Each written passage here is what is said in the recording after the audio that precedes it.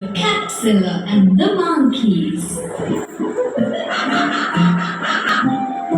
Once there was a capseller in town.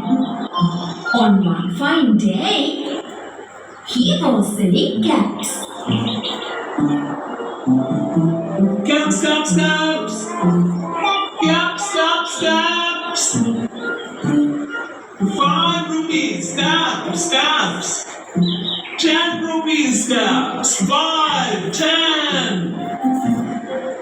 After he made few sales of caps, he became very tired.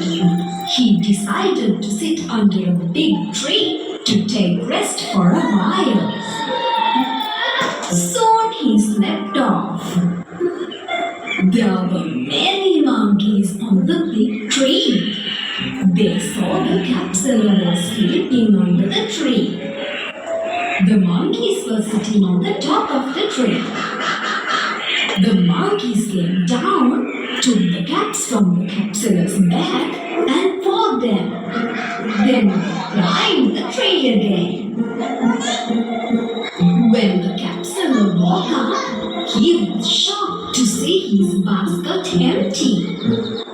He searched for his caps. To his surprise, he saw the monkeys were wearing them. The capseller threw stones on the monkeys and the monkeys threw mangoes to protect themselves from the capseller. He found that monkeys were imitating him. The capseller had an idea. He took his cap and threw it on the grass.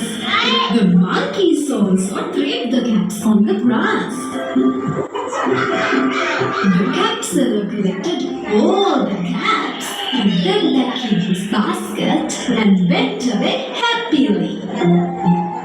The moral of the story is, wisdom is better than weapons of war.